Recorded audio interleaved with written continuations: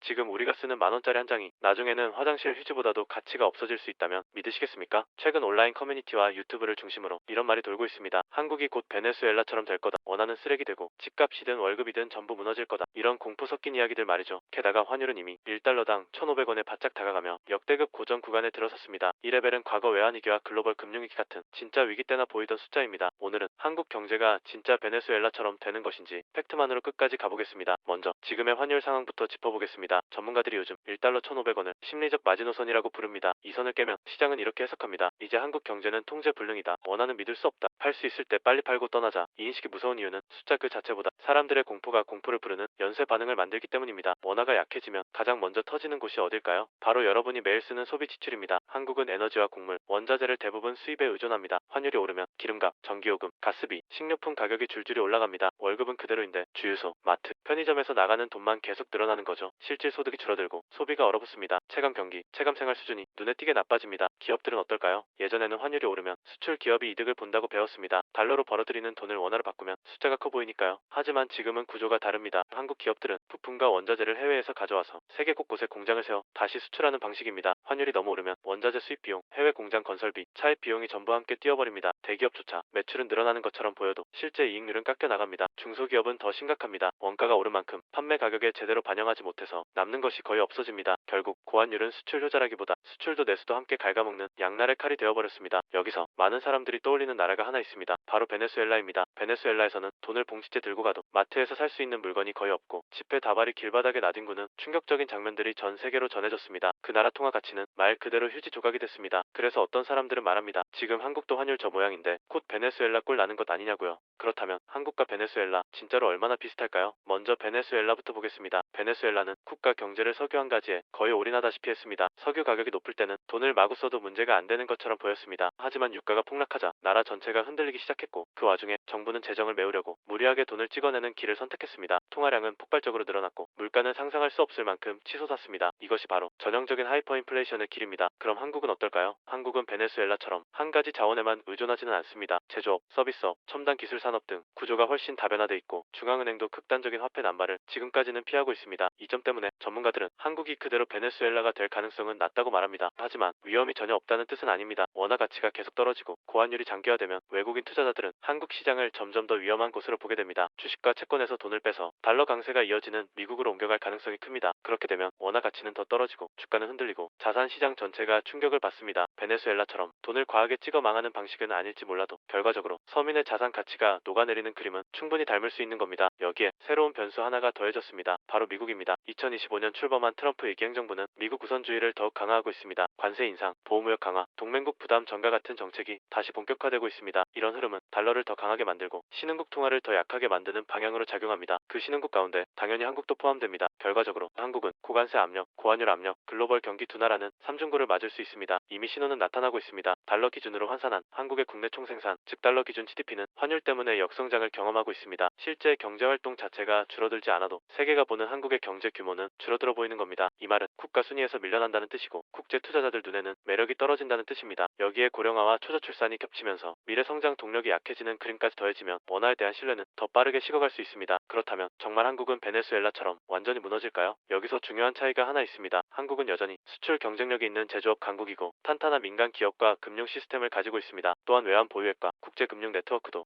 베네수엘라와는 비교가 되지 않습니다. 하지만 이런 장점들이 영원히 우리를 지켜줄 거라고 안심만 하고 있을 수는 없습니다. 고환율이 뉴노멀처럼 굳어지면 서민생활, 중소기업, 청년 세대의 미래가 가장 먼저 희생될 가능성이 큽니다. 이제 관점을 바꿔봅시다. 지금 인터넷에는 이런 말이 넘쳐납니다. 한국 망한다. 원화는 끝났다. 이 말들 전부 다 믿을 필요도 없지만 전부 다 무시하는 것도 위험합니다. 중요한 것은 공포를 소비하는 것이 아니라 공포를 이용해 현실을 직시하고 각자 준비를 시작하는 것입니다. 정부와 중앙은행은 외환시장 개입, 금리 정책, 재정 정책으로 시장 안정을 시도하고 있습니다. 하지만 글로벌 흐름을 거스르기는 점점 더 어려워지고 있습니다. 결국 개인 입장에서는 한 가지에 올인하지 않고 위험을 분산하는 태도가 중요해집니다. 여러분은 어떻게 생각하시나요? 지금의 환율 위기 그냥 지나가는 해프닝일까요? 아니면 베네수엘라까지는 아니더라도 우리 삶을 근본적으로 흔들 새로운 시작점일까요? 여러분이 느끼는 공포, 분노, 그리고 대비하고 있는 방법들을 댓글로 솔직하게 남겨주시기 바랍니다. 이 채널은 막연한 공포를 키우는 대신 팩트를 가지고 현실을 직시하려는 사람들의 공간이 되었으면 합니다. 구독과 좋아요는 앞으로도 이런 이슈를 가장 먼저, 가장 냉정하게 정리해드리기 위한 큰 힘이 됩니다. 오늘 영상 끝까지 함께해 주셔서 감사합니다.